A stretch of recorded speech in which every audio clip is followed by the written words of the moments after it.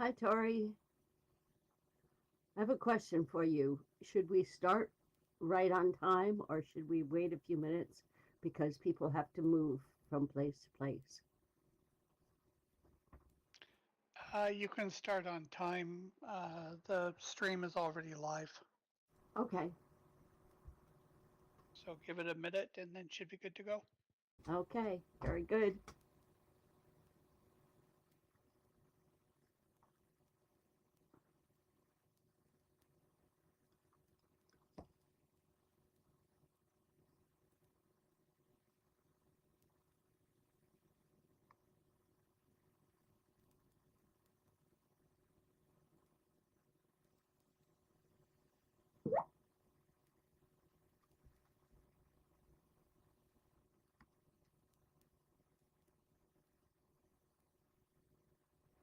All right.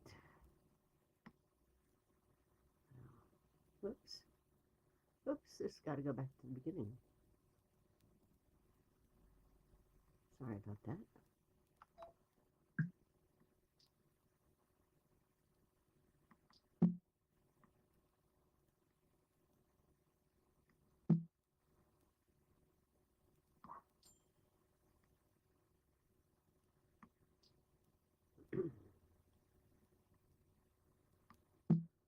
All right. Let's try this again.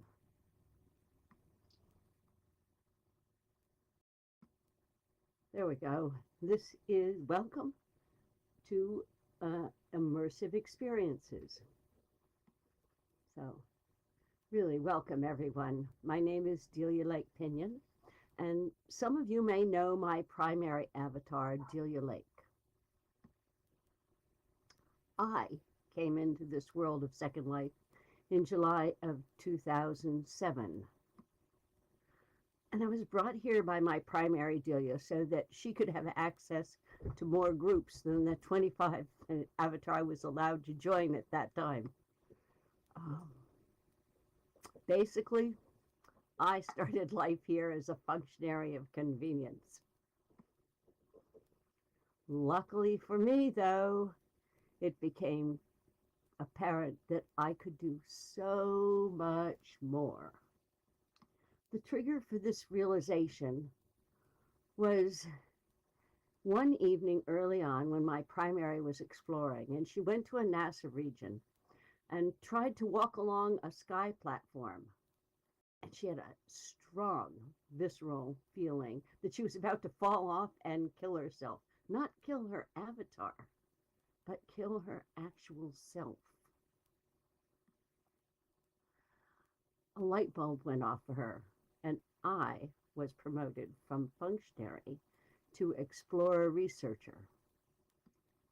My first role was manager of an underwater water ecosystem at the Center for Water Studies that Delia managed. And from there, my roles just grew larger and larger.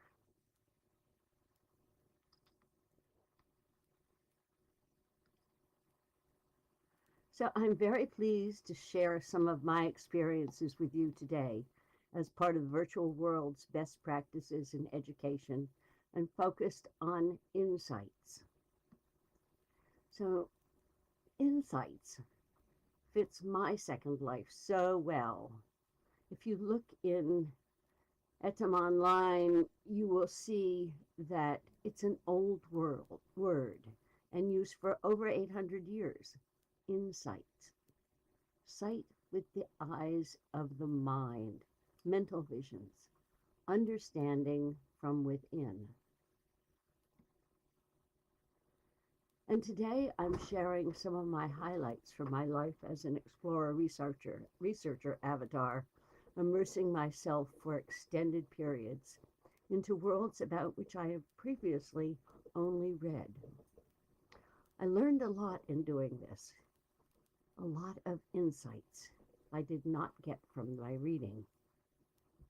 Each experience has had a lasting and profound effect on me in both lives, and I'd like to share some of them with you.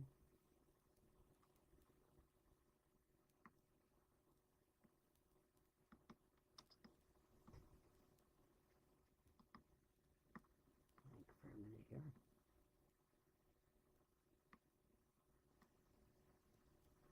So we have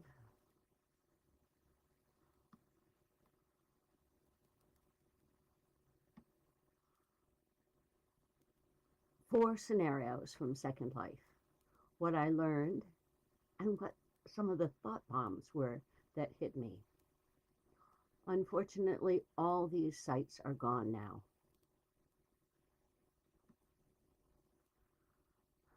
The first one was Camp Darfur. I don't know if any of you ever went there, um, but it was part of Better World Island.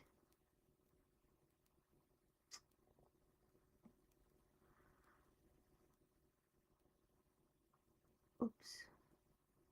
The second one we'll talk about and look at is Prairie Pass on Malaria Terra, which was also next to Better World Island. The third one is Arabian Nights, and that was in 2023. And the fourth one is the Dickens Project from 2025. So some of you may have been there this winter.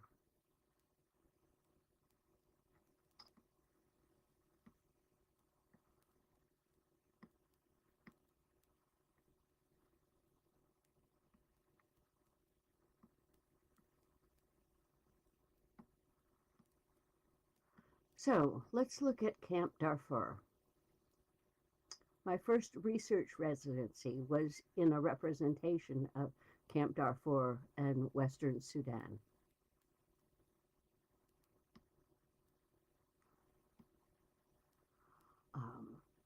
One of my tasks was to prepare meals.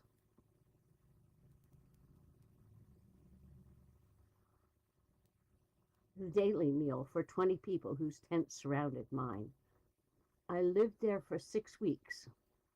I lived as a refugee who has been displaced by war. I lived in a tent. Life was hard.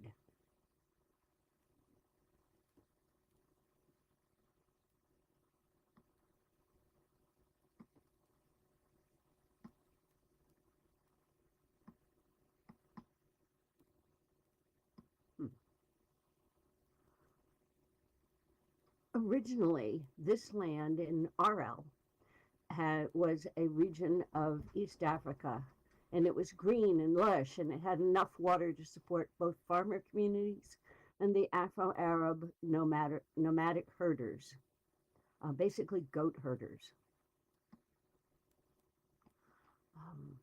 But drought broke out, and overpopulation changed all of that in 2003. Conflict broke out. There wasn't enough water for everyone.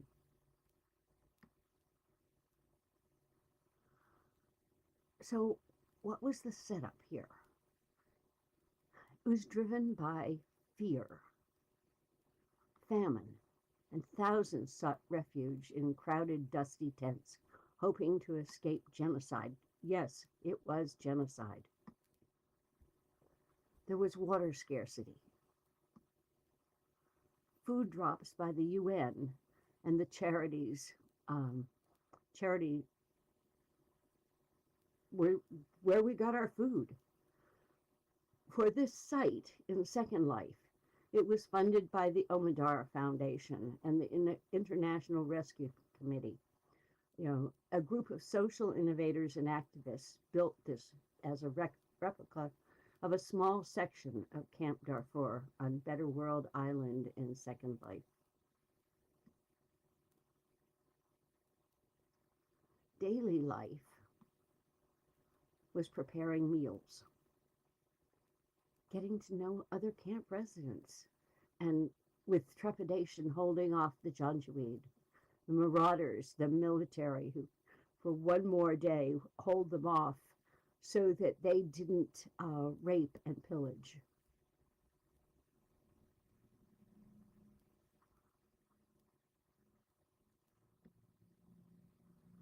So what were my insights?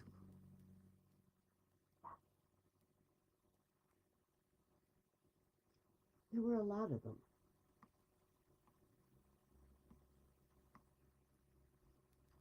What I noticed was that there's a lot of desolation and isolation of people in crowded camps. You know, I knew that from reading, but I didn't feel it before. But one of the things surprised me was that when people have very little, nothing, they still need to have something. So small possessions were important. And what did I learn? Big time. My privilege living in a real world life as a safe and secure Western white woman gobsmacked me.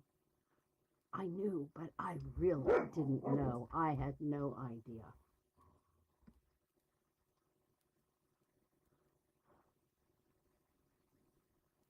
Daily life in a refugee camp has a surface tedium layered over a lot of anxiety and sadness from loss and uncertainty.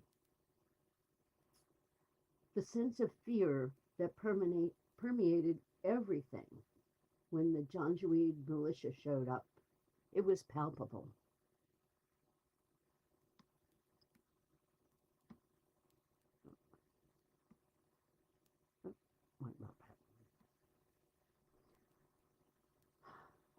And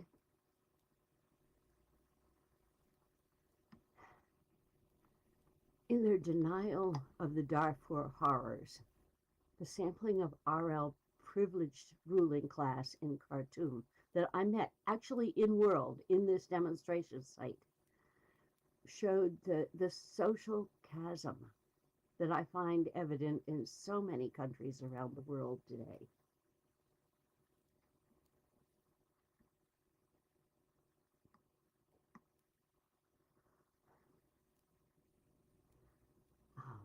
Moving on from this site, let's look at our second site.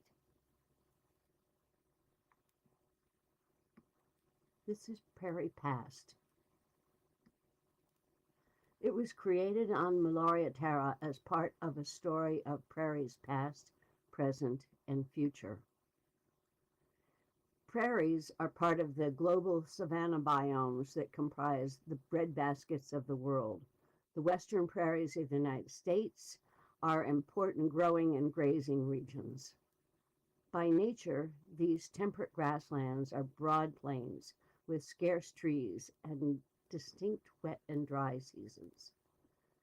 Some other significant areas of plains and prairies are those found in the Central Asian steppes, the Murray-Darling Basin of Australia, which is another growing area, and the plains of South Central Argentina and Chile, Southern Africa rather, and similar regions on every continent other than Antarctica.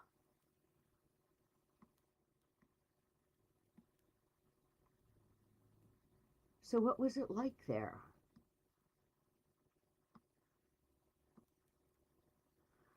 So here's some background. Prairie ecosystems in the U.S. and other north temperate regions of the globe are really fast disappearing. Restoration has great benefits to both climate mitigation and regionally appropriate agriculture. So what's the setup for this scenario, this build? It was funded by the Omidyar Foundation as an adjunct to Better World Island. The inhabitants of Prairie Past, here in Second Life, were a small band of indigenous people camped for the warm season on a corner of a vast prairie.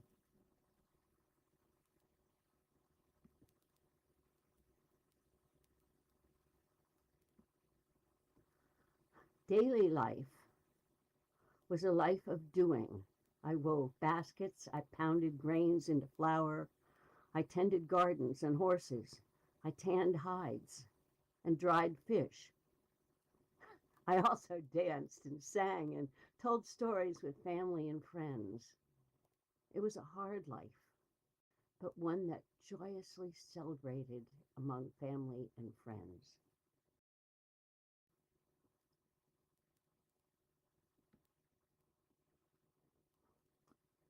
I also had an opportunity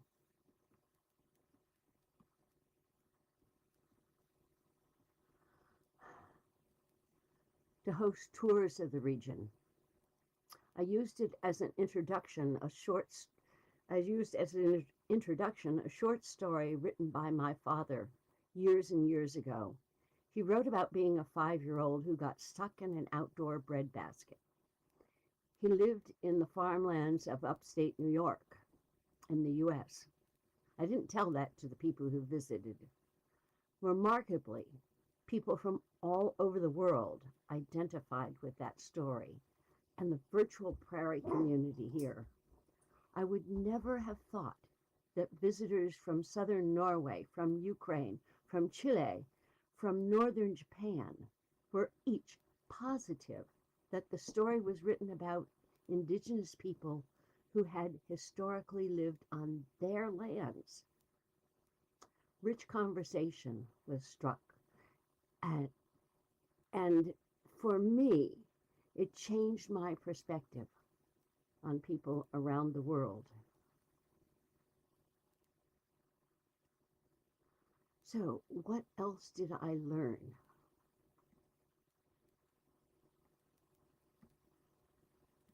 Insights. Here's what I noticed. Everyone worked at something, and accomplishments were celebrated.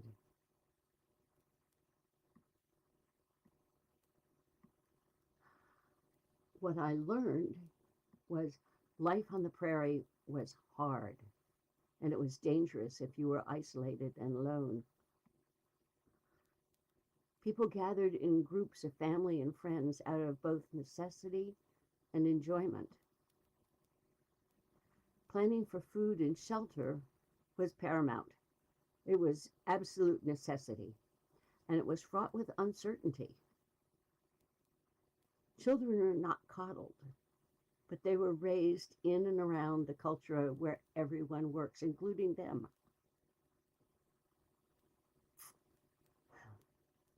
At the end of the season, moving on to a new site, let the land and waters recover, and able to provide resources once again at another time for other people.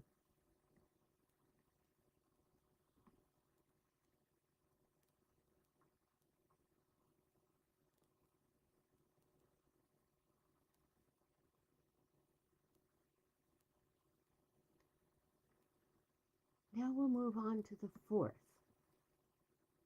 The fourth was a more recent.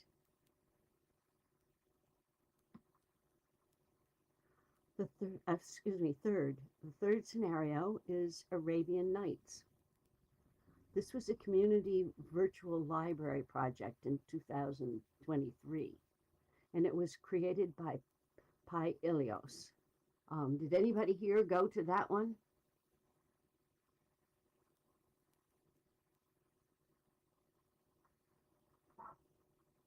Yeah, Briella, I remember seeing you there, and Sheila, yes.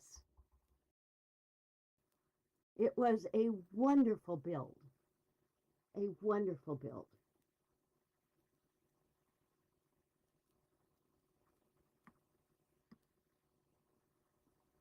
So, what was it like?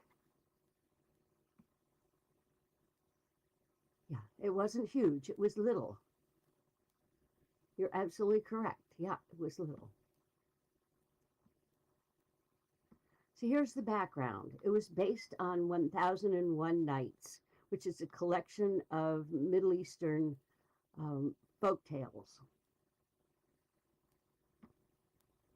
The time period was the 18th to 13th century during the Islamic Golden Age.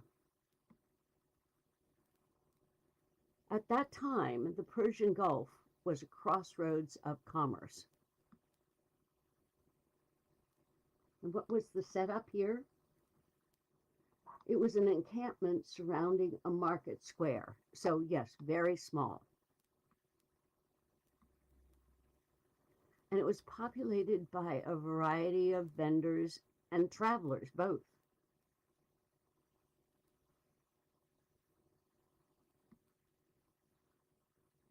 What about my daily life?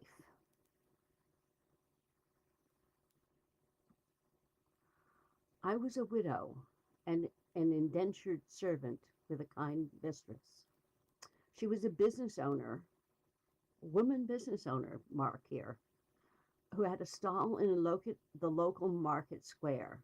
She sold rugs and textiles and sometimes produced cloth for sale. My job was to spin yarn and weave cloth, and I went and did that every day for the duration of this project.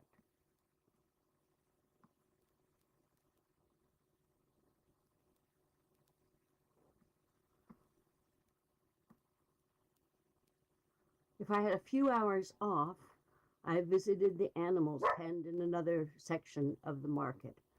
I talked often with the donkey. I came to realize I really enjoyed donkeys. I found them smart and funny.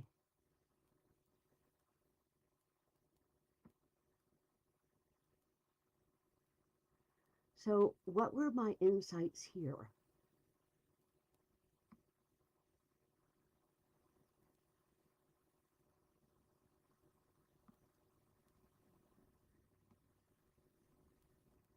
What did I notice?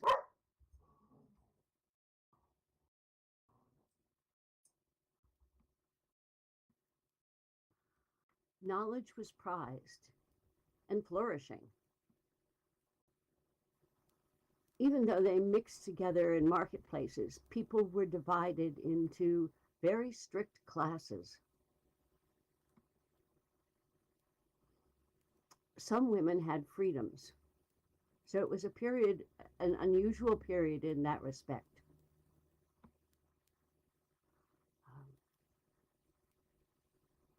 And what did I learn? I learned that the life of an indentured servant was highly regulated and restricted. And surprisingly, very surprisingly, I was permitted to retain the jewelry my late husband had given me.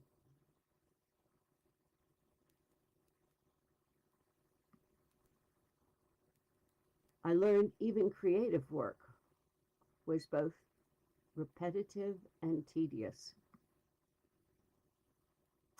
And the quality of your life very much depended on the kindness or cruelty of others. What else? I really like donkeys.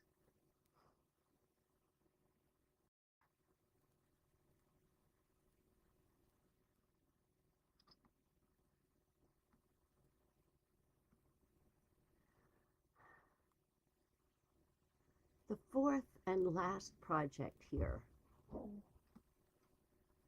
was this past year's Dickens project.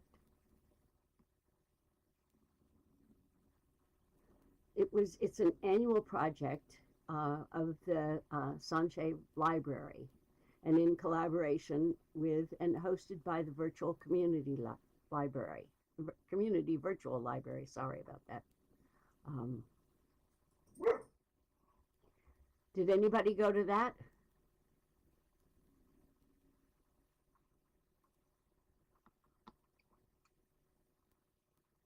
Yeah. Yeah, wasn't it great?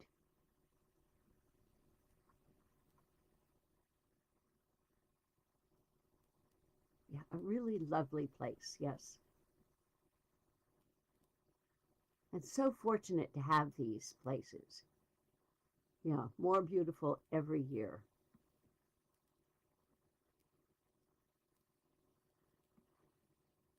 So, what was it like for those who didn't go there? The background is it's set in Victorian London, and it's based on the story A Christmas Carol by Charles Dickens, published in 1843.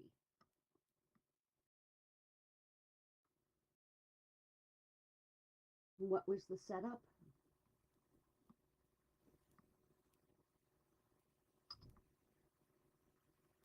I was, I lived in a home there.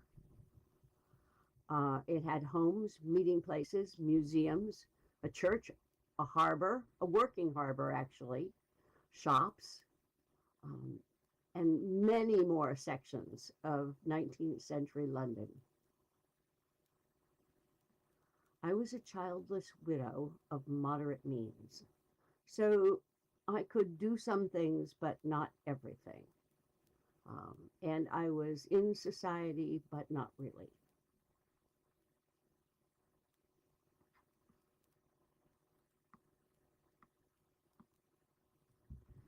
Daily life. Daily life was pretty much a montage of shopping for provisions, reading, spinning, knitting, volunteering.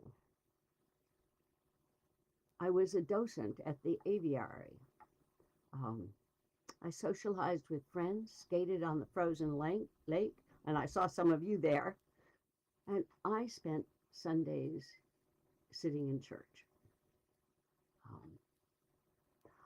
One of the things that I noticed here, and this is not in the speakeasy, but spinning.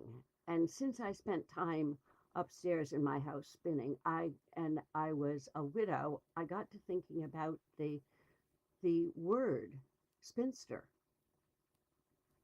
and it had a new meaning then.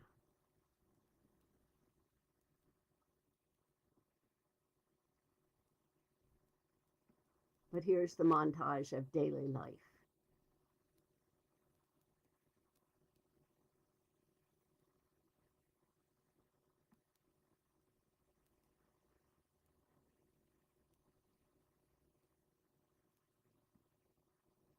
So what were my insights here? I had a lot of them. And being a little closer to my own time, they related to family that I actually knew. What I noticed was the variety of meeting halls were very much part of the glue of Victorian society. This is where you socialized and did things and got things going. Classism, though, was still, as it was in Darfur, as it was in um, Arabian Nights, it was very much a prominent feature.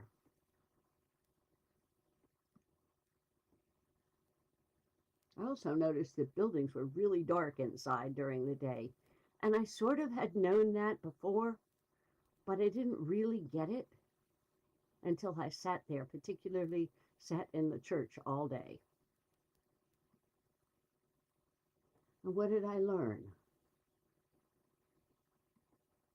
I learned that a woman living alone in the Victorian age was very much alone most of the time. Yeah, we're used to watching movies where things are well lit. No, not well lit at all.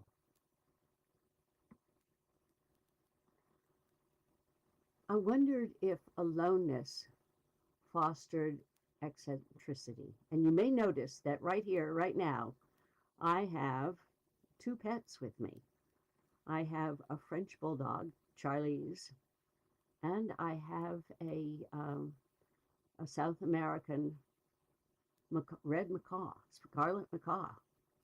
Um, and that came out of my desire for these, came out of my living in this um, Dickens project. And the French Bulldog at that time was a brand new uh, designer dog. And I kept looking at the scarlet macaws in the aviary where I worked. So I wonder if that aloneness um, maybe fostered a push toward some of the eccentricities that we read about in the Victorian era rather. Um, I also understood at a different level why single women would have spent so much time with arts and crafts. And I'm fortunate I still have some of the arts and crafts and weaving and paintings that my ancestors had done in that time period. Reading has always been important to me, but it was a very important pastime here during the month of December. I also had to take pretty much daily trips to the market because in my house I had very little space for food storage.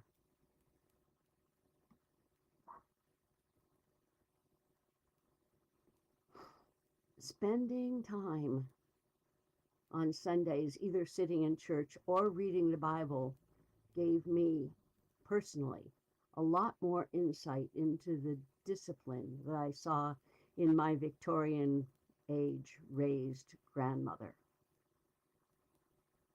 and how she more than encouraged me to read and think about things. She almost demanded that I do that. And that's how she was raised. Winters, not surprisingly, were very cold, and women's clothes were not adequate protection against the weather. I had leather-soled shoes. I slid on the ice.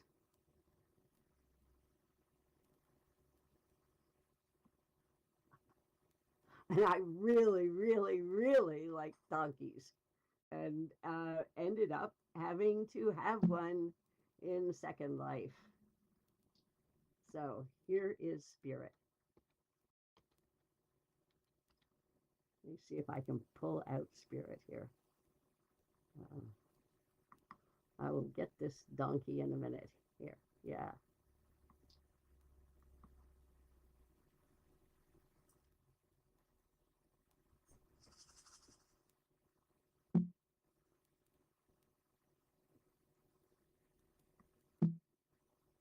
There is my donkey from as a result of the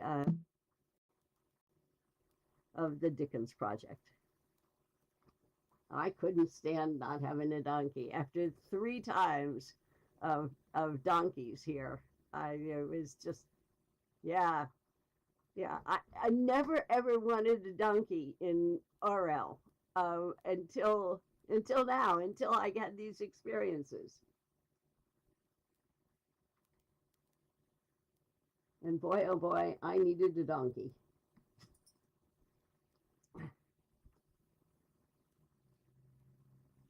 So, what now?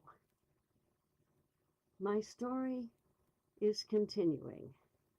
But you can see from all of this that the experiences have had an effect already. Every one of them.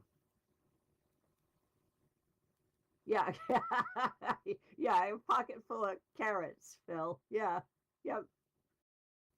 But what am I doing now? Phil knows what I'm doing now because now my current immersive project is the director of food development and the Science Circle moon base.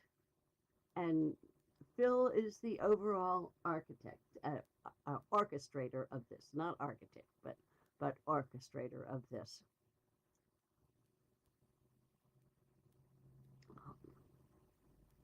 Uh, my particular greenhouse is above Stem Island on a platform.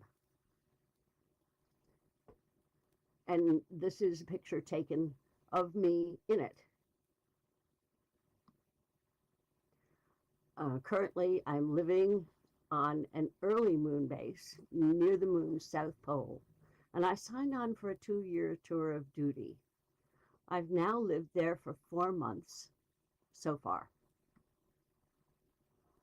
There are 100 builders and researchers living on that site. The year is about 2070. I manage the production facilities and services. I'm responsible for feeding the residents, and we have 3 greenhouses and an interconnected series of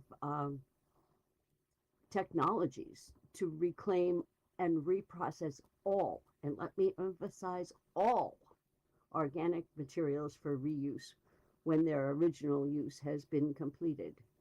Oh yeah, Sheila, it is a very different environment. And we can't afford any waste, and we can't afford anything that doesn't get reused.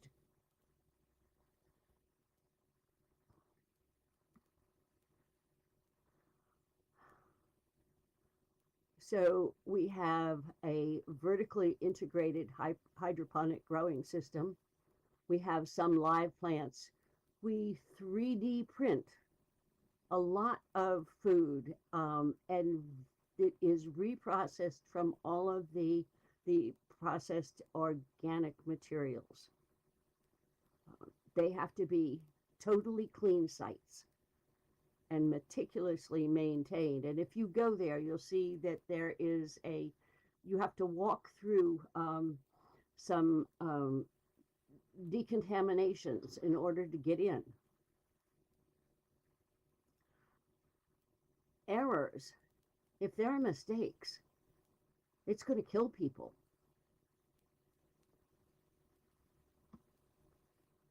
My team consists of nutritionists, geneticists, biologists, chemists, technologists, and visiting researchers. And they all work closely with the medical team to monitor health conditions for the residents. And everybody has to be monitored. While this research facility must produce daily food for the residents, and without fail, it must also contribute to the overall knowledge base for surviving and thriving on a hostile and challenging environment of Earth's moon.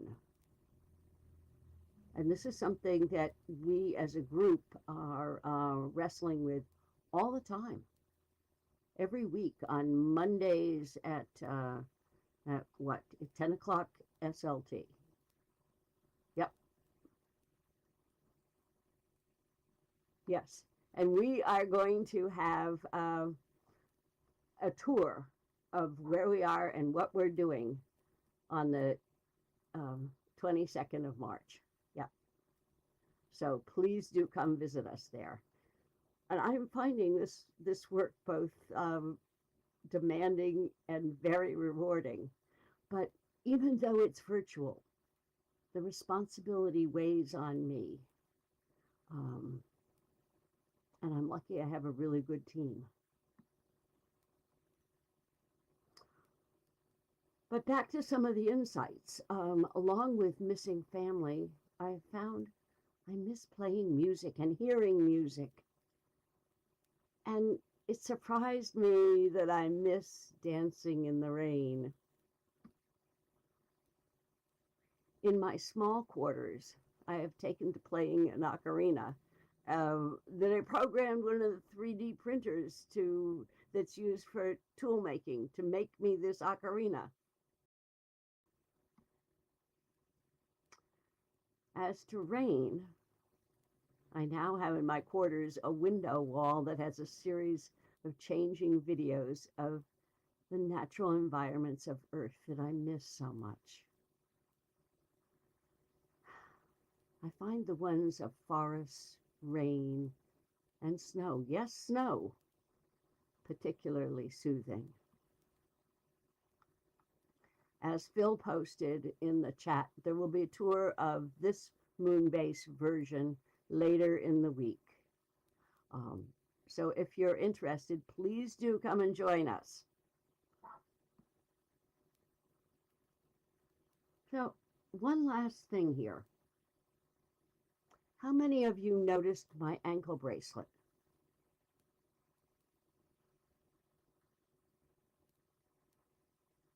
Anyone?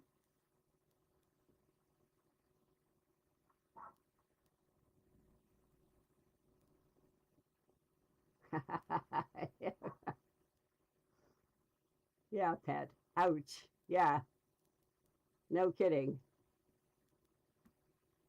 Because actually, it's not a bracelet at all, but a shackle.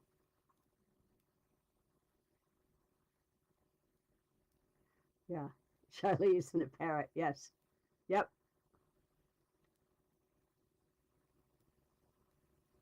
Yeah.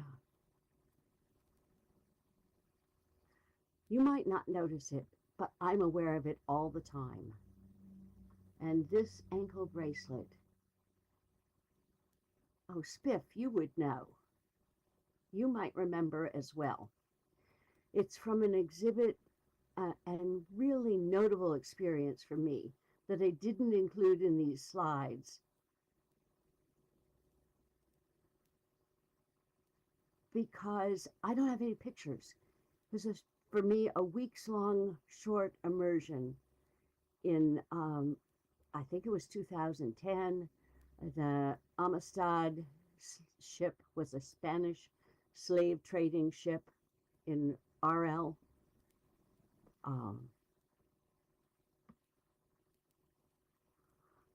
And the site had a replica of the trade ship with stacked plank berths that held enslaved persons in chains. Yeah. And going in, you had an option of taking a shackle or two, and I took one. It made a huge, huge difference for me. Inhabiting this site for only a week had a really profound effect on me. And the only reason I didn't include it is I have no pictures at all. But in addition to the ship, they had an auction platform.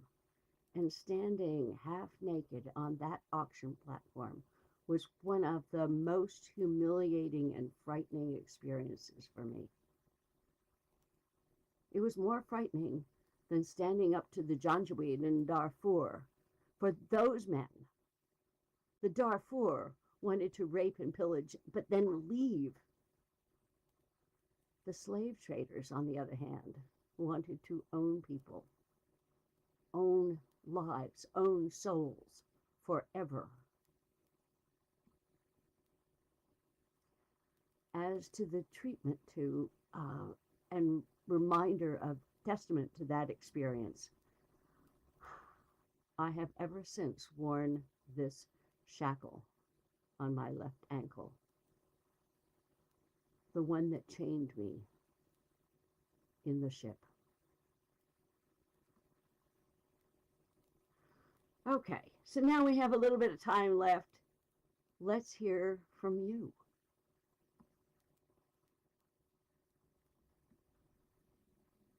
What questions do you have? What comments? Let's have some discussion. And I want to thank you so much for coming today. And I hope either today or some other day, all of you will share some of your experiences and insights too. So yeah, what do you think?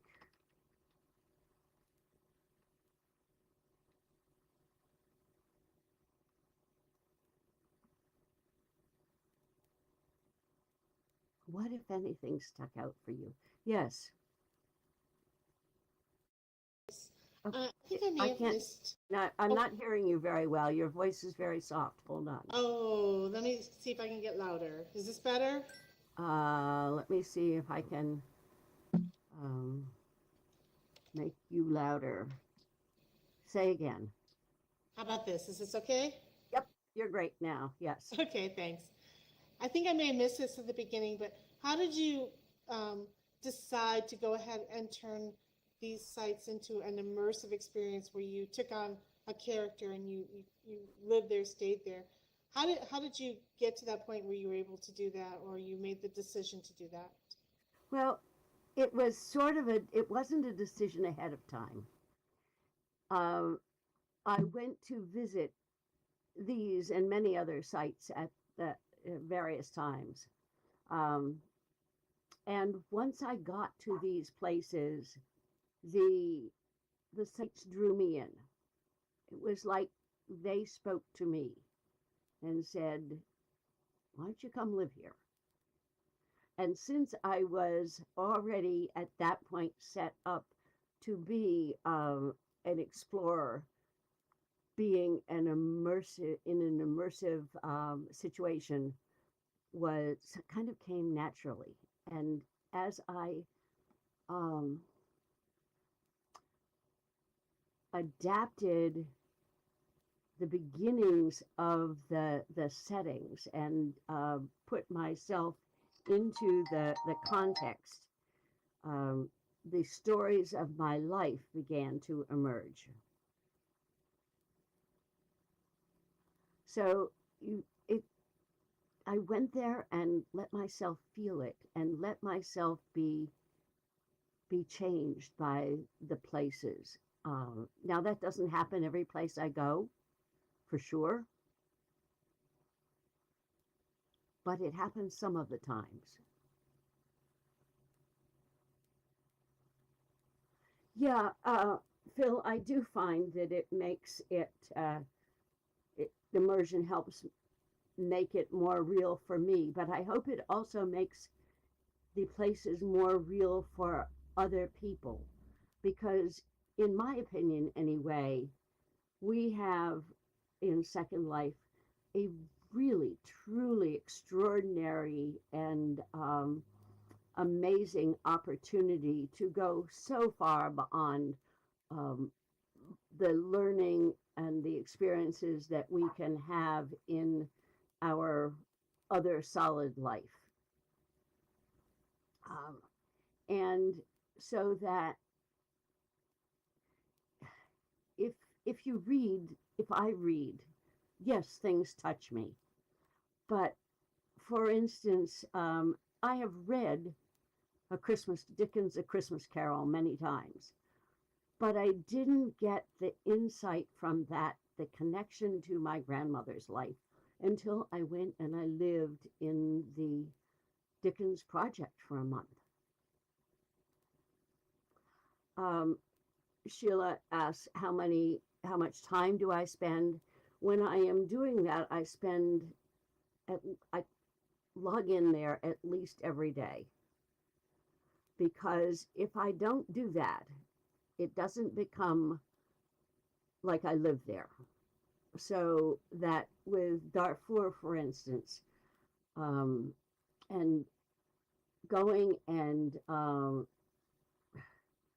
making the grains and cooking the gruel every day, the tedium of it, and having to do it, and knowing that the 20 people depended on me for the meal, even though after a while I didn't want to do that anymore. Um, it made it's doing that that really ended up giving me all the insights. So, it might be, Sheila, it might be minutes, it might be hours, it might be a half a day, but depending on the day. But I didn't skip a day.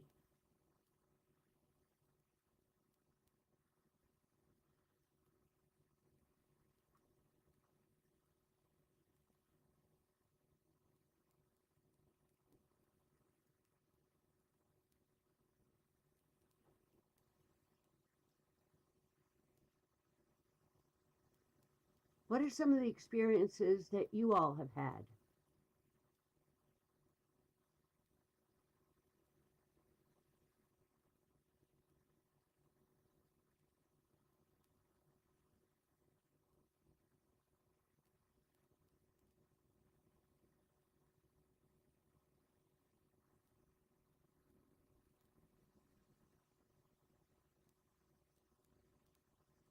Yeah, I do that too, Phil. Yeah. Yep. I think we, as human beings, are designed to fit into and need nature.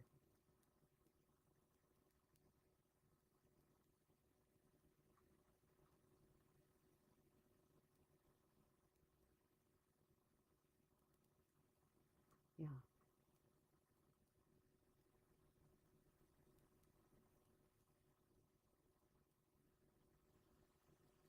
I'm gonna use voice for a second. Sorry.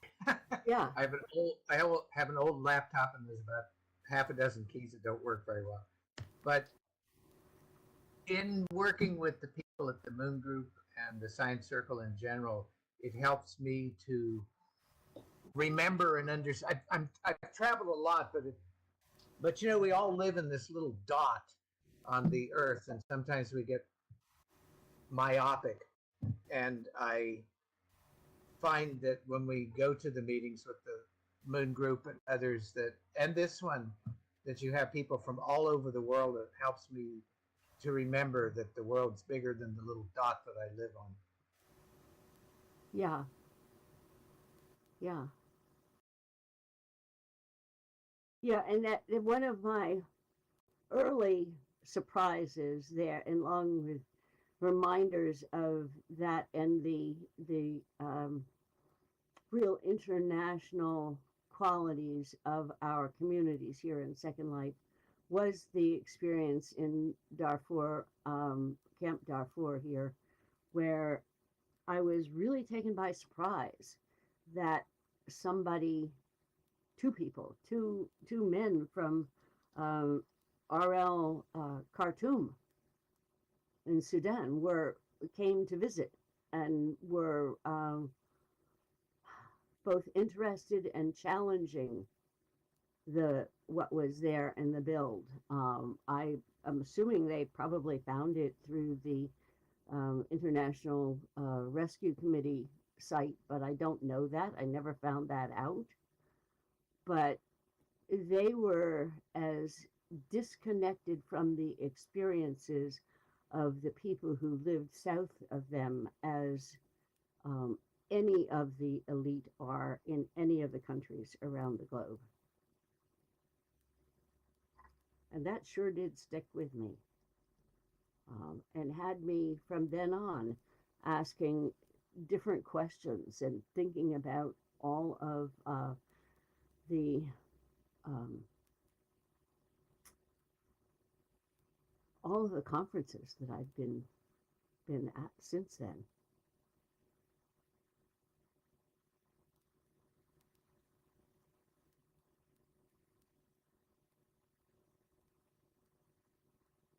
Yeah, yeah. It gives each of us an opportunity to explore um, aspects and connections, whether it's really social or not, and what you like, what you don't like, what feels right to you.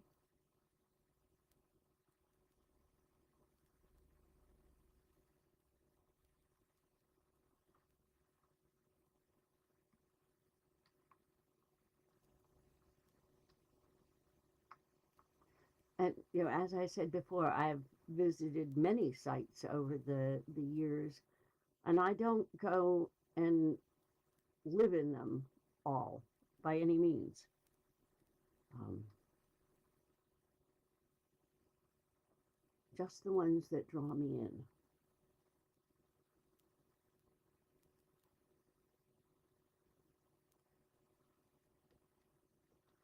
And Sheila, you also raised something else here, and that to me is what makes a place or an experience a fantasy.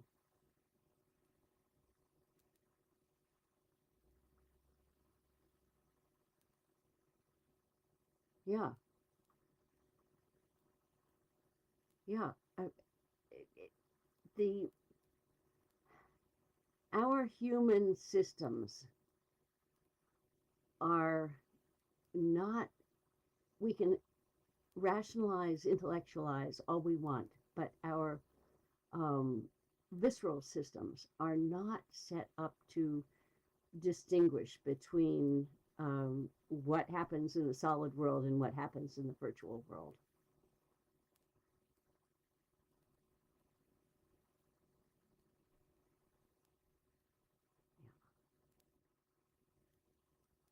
Yeah, and Sheila, you're talking about having students from different places. Usually twice a year for the last, I think, 5 years now, I have hosted uh, students from Kat University, Turkey, at the Abyss Center, and done a tour and talk of underwater environmental sites. And it's amazing how they all say that their experiences of swimming through a virtual coral reef or a virtual kelp forest has made a huge difference in their understanding of the texts that they read.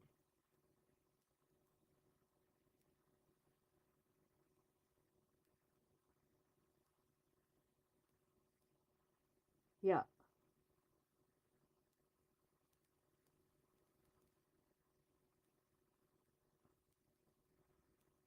And although Turkey is not a landlocked country, some of their students, and I'm assuming that they are distance learners, are in landlocked countries, and so they haven't had any marine experiences at all before.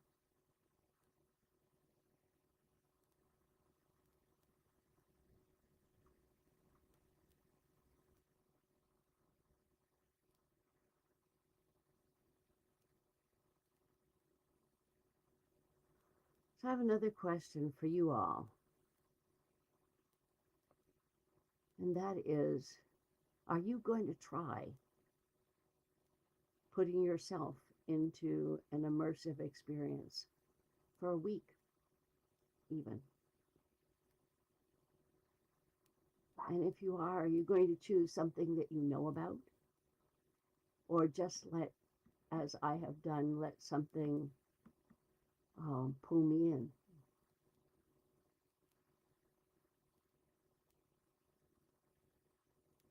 Would you want to do that?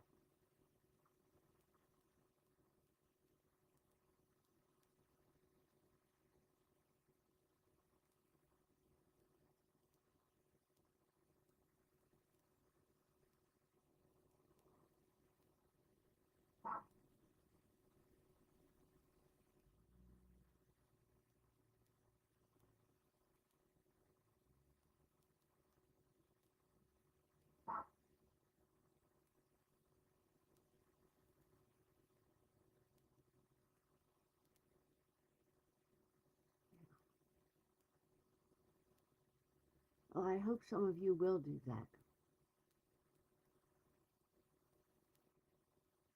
And who knows, another year I can come to one of your presentations here.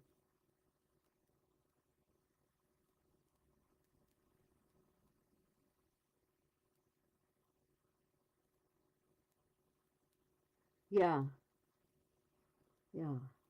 Yeah, there's something about being pulled in.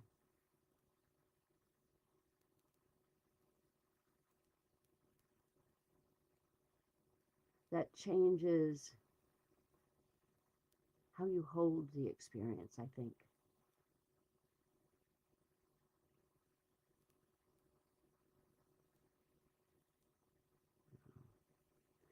Okay, we are now at 2:59, and so we've used up our hour. I don't want to keep people over because I know this is a tight schedule, and I so appreciate you coming today and appreciate our conversation. Thank you, everyone.